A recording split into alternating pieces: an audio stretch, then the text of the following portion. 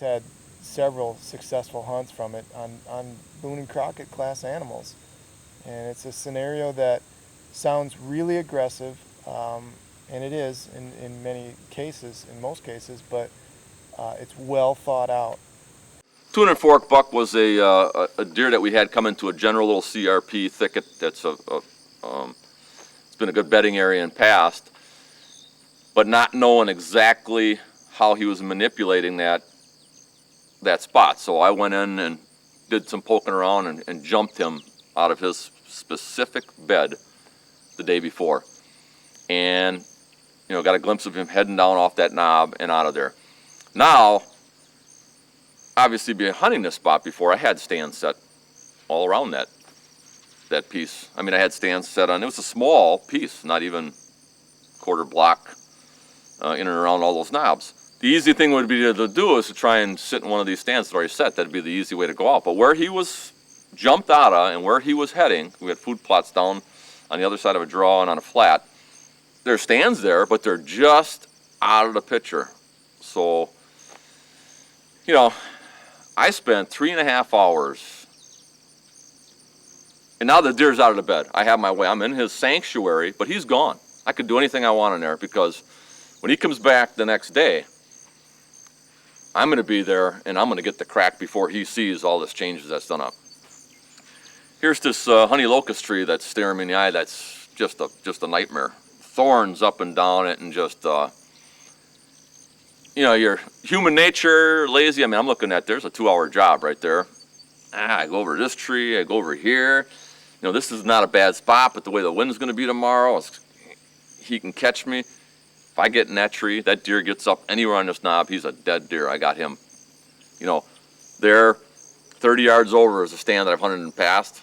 Good stand, manipulates those deer coming in just out of range of that knob.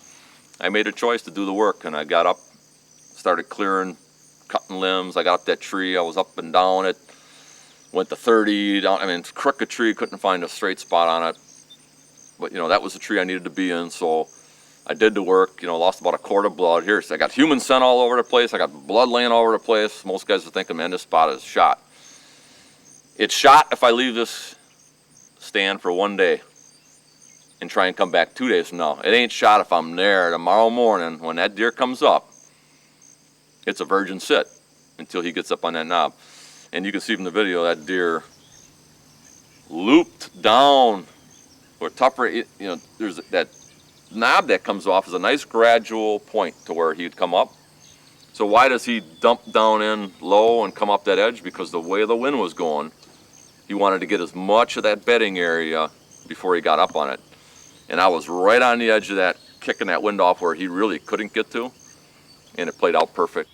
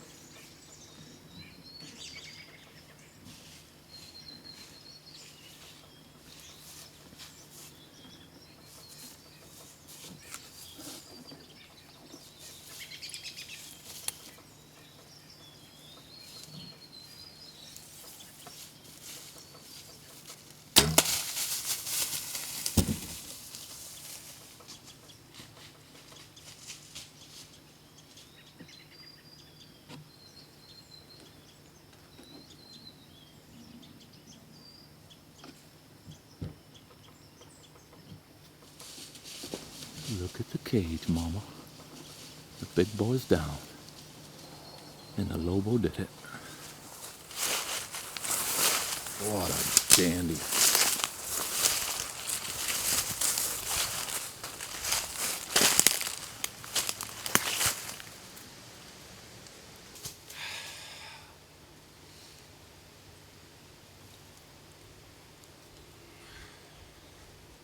A lot of guys that I talk to think I'm crazy. I'll dive into a big buck's bedding area, bust them out of there. I think the conception is that these deer get bumped, they disappear and they don't come back. I actually bump them. You don't want to really harass them in them bedding areas, but by those deer getting bumped in there occasionally and getting away and escaping, making a quick route, it shores up that spot that they're bedding is the perfect situation. This buck was actually bedded the day before I killed it. You knock him out of that bed, and now here you are, right in this big deer's bedroom, and you can have your way with it. He's gone. You can go do all the trimming you want, set up your stand right away, get crazy with it. The unique thing about it is when that deer comes back, there's going to be a lot of things changed, but chances are it's going to be too late. You'll be there waiting for him. And this buck made a mistake of coming right back in and bedding right back up on that knob. Again, now I don't want to be misunderstood. I think the most important piece of information that you can get when hunting a mature whitetail is where this thing's bedding. If you know where a deer is bedding, you can kill that buck. So obviously, if I would have known that buck was in that bedding area consistently, I would leave it alone and hunt the fringes and try and ambush on the way in and out. But to hunt a ghost and not know where he's at, I don't like sitting on those corridors when I don't know for sure he's in there. So I like to, I'll mess the property up a little bit, but I'll go out and I'll find all the bedding areas. I'll bump the big deer, find out where they're bedding, and then I have all that information that I can use in the next couple of months as I hunt them. Deer coming to that same bed, back in, didn't have a clue I was there, and just pounded the sucker at 15 yards. So it's a phenomenal spot. It will be for years to come, but it took some aggressive scouting and tactics to find it and locate it.